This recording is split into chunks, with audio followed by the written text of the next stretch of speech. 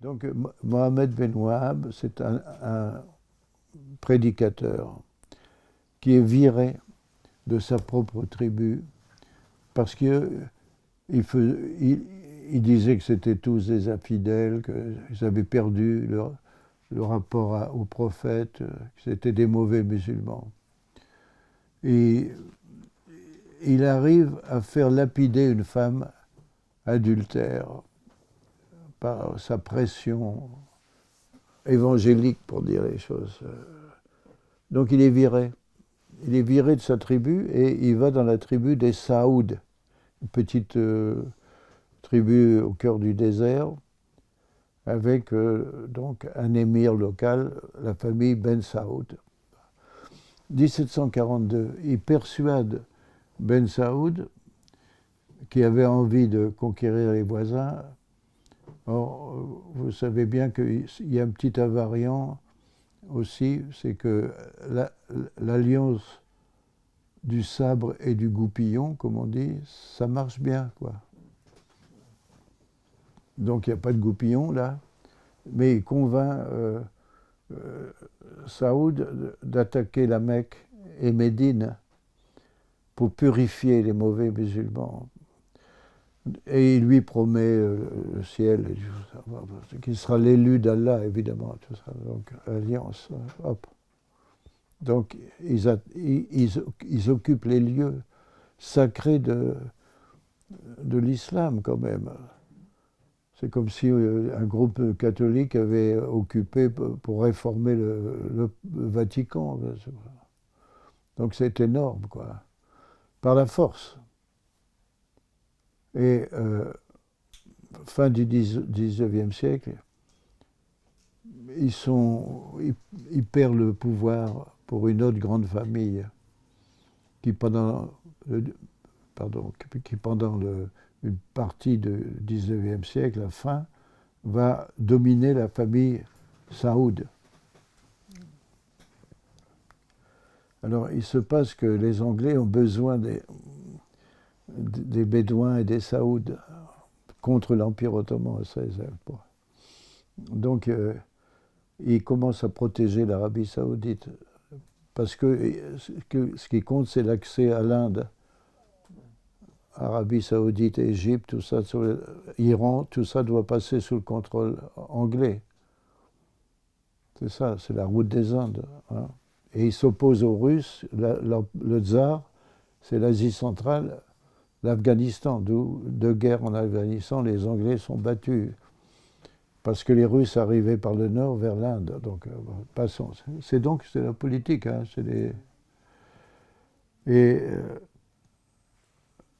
donc, le wahhabisme, c'est la purification de l'islam, c'est tout ce que tu veux, quoi. C'est le rejet de l'Occident. Ah. Voilà, le rejet de l'Occident, mais il se passe que le grand-père de celui qui est là maintenant, le grand Mohammed du début du XXe siècle, il fait venir des ingénieurs américains d'une petite compagnie de pétrolière, Texaco, petite à l'époque, devenue très grande. Et il commence à moderniser son peuple, à introduire le téléphone, un aéroport. Donc c'est souiller le sol sacré de l'Arabie, puisque c'est la terre du prophète. Donc pas de blanc, quoi. Alors le clergé wahhabite se révolte. Et il a une troupe qu'on appelle les Wickham qui se révolte. Il en fait tuer 4000. Et donc, aux ordres de la royauté. Tu vois, c'est ça qui est intéressant. aux ordres de la royauté par un émir qui se modernise. Arrive la fin de la guerre mondiale. Les Américains, Eisenhower, en revenant de Russie d'ailleurs, de Yalta, passent par l'Arabie Saoudite. Et ils font un pacte. L'Arabie Saoudite demande l'aide contre l'Iran, chiite, et les Américains, votre pétrole, c'est pour nous. C'est tout. Ça a été signé sur un bateau qu'on connaît, le nom du bateau, le navire. Après, il allait mourir très vite. Donc c'est mieux. Tu vois une modernisation demandée par un fondamentaliste.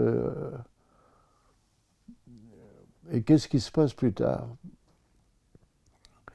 C'est là que c'est les frères musulmans qui apparaissent. Aussi, avant la Seconde Guerre mondiale, déjà, ils revendiquent en Égypte. Les frères musulmans commencent en Égypte, hein, avant et après la guerre mondiale. Le patron, c'est un petit instituteur qui proclame une sorte de djihad contre les... Et donc Nasser va le pendre. Il va pendre beaucoup, après un attentat contre lui, parce que c'est des traîtres. Tous ceux qui travaillent pour la modernisation avec les Américains et les Occidentaux sont des traîtres à l'islam. D'où, après, il y aura l'assassinat de Anwar al-Sadat par des frères musulmans, qui alors là sont expulsés de l'Égypte. Et où vont-ils? Tous se réfugient en Arabie Saoudite. Ceux qui sont partis en Syrie sont écrasés par le père de Bachar al-Assad. Il en tue 50 000 qui avaient pris une ville. Il a tué ce qui était wahhabite et pas wahhabite. Terrible répression contre les frères musulmans. Quel est le siège des frères musulmans aujourd'hui? Ankara. Quand ils ont été expulsés d'Arabie Saoudite, les frères musulmans, ils sont maintenant en Turquie. Donc Erdogan ne faisait rien contre Daesh au début. Il a laissé passer les gens venant de France, de partout. Ce qui l'intéressait, c'est les Kurdes. C'est purifier ethniquement la Turquie de tous les Kurdes. Donc c'est une pute, quoi. Enfin, quoi. Donc c'est mieux. C'est très intéressant de voir que quand les frères musulmans, le type qui vient de mourir là, Al-Zahraoui, qui était l'adjoint de Ben Laden, il vient d'être tué il y a un mois. C'est un médecin égyptien qui était parti en Arabie Saoudite.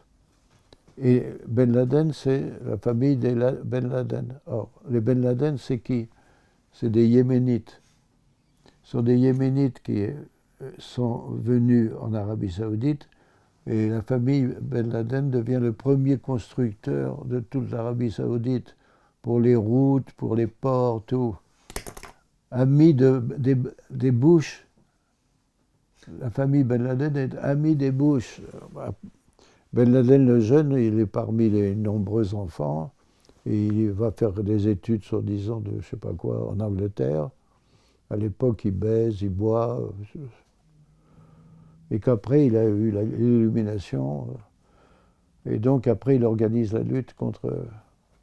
Et il met presque 10 ans à organiser ça.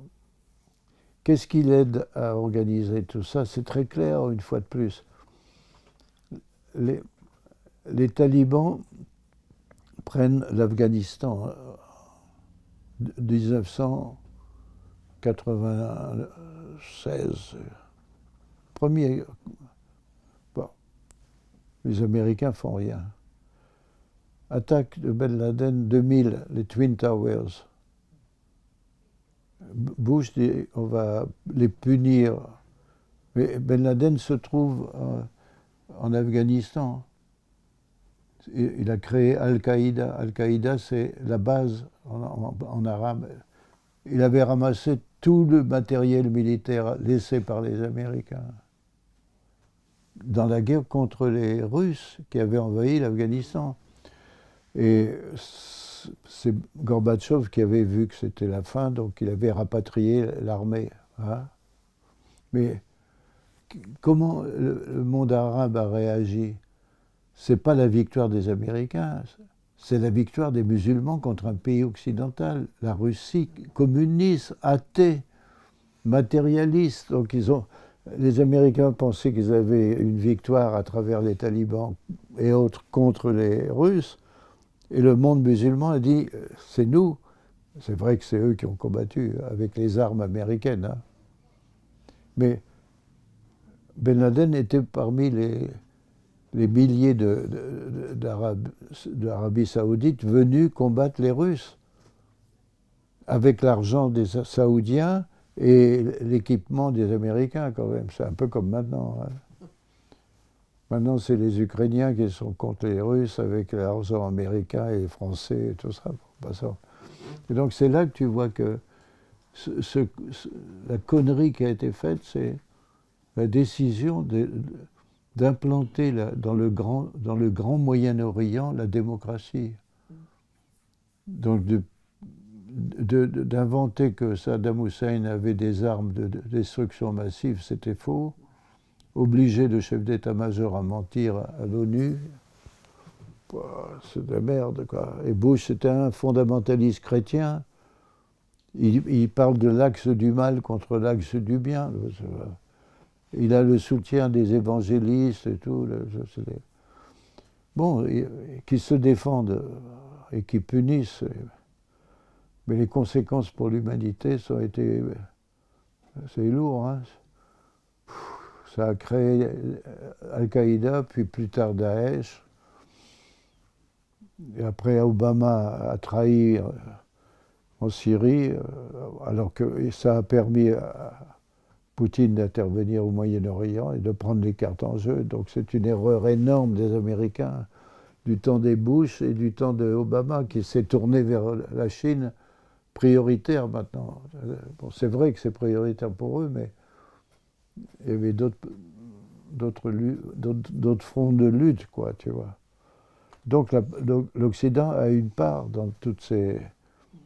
Il ne faut pas cacher que l'Occident a une part dans tout ça. Quand tu fais assassiner Allende par Pinochet, qui a été nommé général d'état-major par Allende, et que la CIA détourne Pinochet pour faire assassiner un type qui a été élu démocratiquement quand même, de gauche mais pas communiste, mais déjà c'est trop dangereux. Quand tu vois Mossadegh qui renationalise bien avant le canal de Suez, c'est un grand aristocrate, Premier ministre, il nationalise la grande anglo-iranienne Petroleum Company. Pourquoi? Parce qu'il n'avait que 8% de royalties. Il demande 50%. Les Anglais s'opposent. Qu'est-ce qu'ils font, les Anglais? Ils demandent à la CIA d'intervenir. Et donc, la CIA intervient. Elle équipe... comme des communistes, on habille 2000 pauvres et tout. Manifestation dans les rues de Téhéran, soi-disant manifestation communiste contre le Shah. Le Shah s'enfuit, les chars arrivent, on écrase la maison de Mossadegh. Mossadegh est mis en prison pour 3 ans, avec le coup des Américains, quoi. Donc là aussi... c'est là que le fils, Reza Pahlavi, a eu les coups des franches pour s'enrichir, le pétrole avec les Américains et tout, parce qu'ils avaient un homme à eux, quoi. Et ils ont concédé après les 50%, parce que les Anglais ont été, grâce à l'intervention des Américains, les Anglais et les Français écartés du Moyen-Orient, complètement. Et quand ils sont venus, les Français, au canal de Suez, gagner, ils avaient gagné avec les Anglais. Ils étaient près ils avaient occupé déjà. c'est les Américains et les Russes qui ont dit « out, c'est nous maintenant qui faisons ça ». C'est les Américains et les Russes qui ont fait pression. Les Russes soviétiques ont dit on peut utiliser la bombe atomique contre les Français. Les Américains ont dit aux Anglais arrêtez tout de suite. C'est fini. Et Nasser a eu une victoire politique sans avoir de victoire militaire. Et donc il s'est d'ailleurs tourné vers la Russie pour faire le barrage de Souan, là, tu te rappelles? Donc quand tu vois ça, il faut comprendre aussi que toutes ces décisions, c'est pris par des élites, un général, des colonels, des types qui... Mais les masses africaines, les masses musulmanes sont embarquées dans des trucs qui les brutalisent, quoi, comme nous, les gilets jaunes apparaissent, on n'a pas prévu, mais parce que les Français ont délocalisé leur industrie, comme d'autres, les Allemands. Tu sais combien il y a actuellement d'entreprises allemandes en Russie qui fonctionnent? 4000. 4000 entreprises. Les Français, ils ont aussi le pétrole, ils ont les grands magasins, tout est français là-bas. Alors, donc, je dis, il faudrait que les jeunes aient une vision plus informée quand même du monde. Ça fait tomber beaucoup d'idéaux, d'illusions, mais moi, en définitive, je te dis qu'un peu plus de respect de l'altérité et un peu moins de domination, ça arrange les choses. Ça n'empêche pas l'Occident de dominer quand même encore, pour l'instant. Moi, je vois pas de valeur asiatique qui aurait la puissance au bout de 2 siècles que des idées européennes sur le monde. Partout, il y a des parlements, il y a des partis, il y a des élections. C'est pas dans le Coran. Hein. C'est pas dans le Coran, tout ça. Donc, quelles sont les valeurs que Xi Jinping et ses descendants vont nous apporter à mes petits enfants? Confucianisme, c'est pas le marxisme. Un néo-marxisme chinois, donc. On verra. Enfin, vous serez morts et moi aussi, mais il faut réfléchir là-dessus sur quelles sont les valeurs. Parce que maintenant, quand Poutine dit vous êtes des dégénérés, c'est des questions de valeurs, c'est pas le capitalisme. Il n'est pas contre, il vend son blé comme tout le monde. Hein. C'est votre mode de vie, vos valeurs, vos PD, là, tout ça, ça nous fait chier. C'est une guerre sainte, bénie par l'orthodoxe. Tu as vu Kirill, mafieux qui bénit la guerre. Les pauvres Russes, ils meurent autant que les Ukrainiens, les jeunes. Hein. Les jeunes et les vieux, quoi. C'est jamais les chefs qui meurent. Hein. Sauf Ceausescu. J'étais en Allemagne quand il a été exécuté à la télévision. Et puis il y avait aussi notre copain Hitler qui s'était suicidé. Donc il y a quelques dictatures. Il y a Saddam qui a été pendu aussi. De temps en temps, il y a des choses qui se passent, mais bon. En Occident, il y a des types qui ont fait... en Algérie, les Français, au Vietnam, des horreurs terribles, hein, faut pas croire. Les Américains au Vietnam, avec les défoliants. 1 million de gens sont morts de chimie. Là. Ils défoliaient pour qu'il n'y ait plus de forêt. C'était un crime de guerre. Hein. C'est pas. Mais bon, alors je ne suis pas comme les philosophes qui écrivent la guerre est dans la nature humaine. Tu sais, il y a des mecs qui écrivent ça. Les philosophes, hein, à la télé. Oui, je veux dire, oui. Le viol aussi. Alors, grâce au Barouilla, et à cause de mon assistante qui est partie avec toutes mes notes,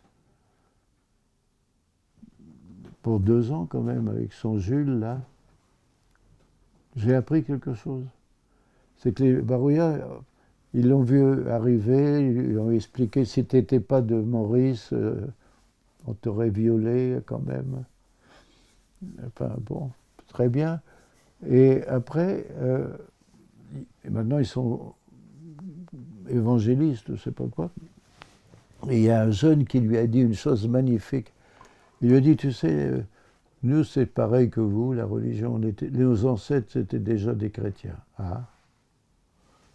C'est génial, écoute bien. Parce qu'il m'a fait apprendre quelque chose. Il dit, voilà, nous c'était pareil, hein. Tu ne voles pas ton voisin, tu ne violes pas ton voisin, tu ne tues pas ton voisin. Donc, quand vous m'avez raconté vos histoires, nous, c'était pareil. Et il avait raison. Il ne peut pas y avoir une constitution, c'est-à-dire des règles de vie sociale. Tu tueras ton voisin, tu violeras, tu le voleras et tout. Donc, c'est vrai qu'il y a une morale universelle. C'est vrai. Sinon, il n'y a pas de société possible. Et moi, il avait raison, le type, mais il avait oublié de dire que tu tueras ton ennemi, tu le mangeras, etc. Là, comme nous, on a un ministère des Affaires étrangères, mais aussi on a un ministère des Armées, non? Bon, on ne mange plus nos voisins, mais on peut les tuer aussi. Hein. Donc c'est vrai, quoi. Mais tu vas... Donc en fait, il y a peut-être une morale naturelle. Puisque la Barouilla, il a dit quelque chose que moi, je n'avais pas compris. C'est qu'il y a un minimum d'interdits à respecter pour faire une société. Donc, comme l'interdit de l'inceste pour faire de la parenté, mais pour faire du commerce et pour faire de la politique, tu tues pas ton voisin, tu comprends. Donc, en fait, il a fait une remarque intelligente quand même, vachement intelligente. Quand Anne-Sylvie m'a dit ça, elle n'avait pas réalisé que le type... Oh, j'ai dit, mais putain, dans toutes les sociétés, c'est la même chose. Donc, il doit y avoir un noyau incompressible de principes pour vivre ensemble. Et ce sont des interdits négatifs. Ce sont un bloc d'interdiction. Tu ne tueras pas, tu ne violeras pas, mais tu peux violer tes ennemis, ce qu'ils faisaient d'ailleurs. Tu peux les manger, donc ils les mangeaient aussi. Ils étaient cruels, hein, parfois aussi, les Barouillas, il ne faut pas croire, parce que quand ils prenaient des prisonniers, des guerriers, ça arrivait, donc ils cassaient les bras et les jambes. Donc le type était condamné à être assis par terre sans bouger, comme ça. Il le peignait, il lui remettait ses plumes sur la tête. Et 5 jeunes guerriers descendaient de la montagne avec objets sacrés et les couteaux de bambou. Ça coupe terriblement. Hein. Tu peux retirer une petite lame, ça coupe à nouveau tout le temps. C'est des bons couteaux, quoi. Il arrive, et là, il plongeait les couteaux dans la poitrine du type, et ensuite, pour le terminer, on lui a ouvert le ventre et lui a arraché le foie. Et il coupait le foie en lamelles, et il le donnait à manger. Et avec un rite de purification du sang. Or, quand j'ai été chez les Barouillas, un jour, j'ai vu que pour les jeunes guerriers du 3e stade, 4e, ils vont à la guerre, pas 1er, 2e.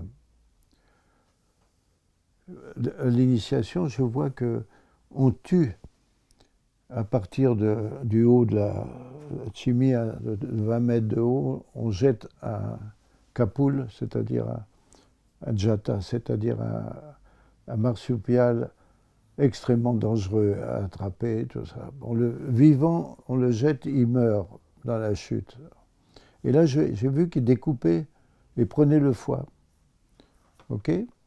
Et après, sans que les initiés le voient, on découpe le foie en lames et on l'introduit dans un morceau de taro. Et sans que les initiés savent, ils mangent après le taro avec le sang et le foie. Donc, quand j'ai appris ça, j'ai vu qu'il refaisait, avec le foie d'un capoule, il refaisait manger le foie des ennemis, tu vois. Mais ça, tu vois, aucun journaliste ne peut voir ça. Il faut connaître les trucs. Et donc, en fait, après, je leur ai demandé qu'est-ce que c'était que le foie. Ben, pour eux, le foie, c'était la vie et le sang. Donc, je leur dis, et ça, là, ça n'a pas d'intérêt.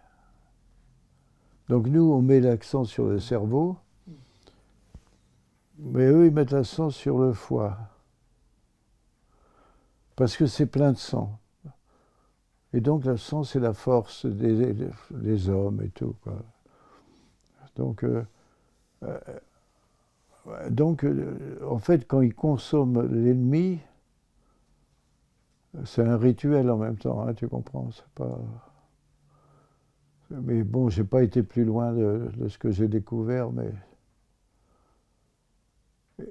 Et puis, ils n'en parlaient pas beaucoup, hein. Les vieux mouraient pendant que j'étais là, au fur et à mesure des années, donc... les jeunes en savaient moins, quoi. Sur certains points, j'en savais plus que les jeunes, hein. Ils commençaient à s'en foutre, quoi. Et les femmes, les vieilles, la dernière fois où je suis allé, là, m'ont dit, Maurice, tu vois, les jeunes filles maintenant, ils n'ont plus que les os et la peau, quoi. Ils sont pas fortes, les femmes, maintenant. Je dis, oui, mais pourquoi? Ben, ils prennent pas le sperme de leur mari, maintenant, ils refusent, hein, tu sais. Donc ils me disaient, bon, ils accomplissent pas, quoi. Et mon assistante qui est restée, elle a pu parler avec les filles. Et les gens, il y a des jeunes femmes qui disaient, non, c'est fini. Hein. Le sperme, c'est pas fait pour être avalé maintenant. Hein. Donc tu vois, tac. Et qu'est-ce que les gens ont fait? Eh bien, ils ont fait ce que... Je ne dis pas ce que les missionnaires... Mais ce que les missionnaires encourageaient. Au lieu d'avoir l'échange des femmes entre les deux clans, c'est le pognon. C'est la dot. 1000 euros, voilà, 500. Donc j'ai demandé quels étaient les prix. Et alors c'est très intéressant parce que les jeunes filles estiment que le mec qui revient du boulot, la plantation, il a 2000 $, il est épousable. Hein. En plus, une partie de l'argent, c'est pour son père à elle, parce qu'on est patrilinéaire. Donc les vieux commencent à utiliser la dot des enfants pour eux-mêmes. Alors qu'eux, ils ne sont pas allés bosser. Hein, ils ne sont pas allés bosser. Et maintenant, il y a la prostitution. Tu tires un coup, c'est 100 $, 100 euros, quoi, l'équivalent, quoi. Il n'y avait pas de prostitution avant, c'est pas impossible. Et donc, tu vois la monétarisation des rapports sociaux, c'est que c'est pas le capitalisme vraiment, sauf pour le café. Mais tu peux vendre ton sexe. Ça, avant, c'était impossible. Un barouilla qui baisait une autre barouilla de façon illégale, c'était la mort. Hein. Et un inceste, c'était... Ils tuaient l'homme et la femme, l'éventraient toujours, ils mettaient les boyaux partout, sur les jardins des coupables. Donc c'était puni très dur. Prostituer les barouillards, bon, c'est pas... Alors il semble qu'ils aient appris ça dans les plantations, parce qu'autour des plantations, en Afrique ou ailleurs, il y a des femmes des tribus qui viennent chercher le salaire des types, quoi. Donc, au sens propre, il les pompe de toute façon.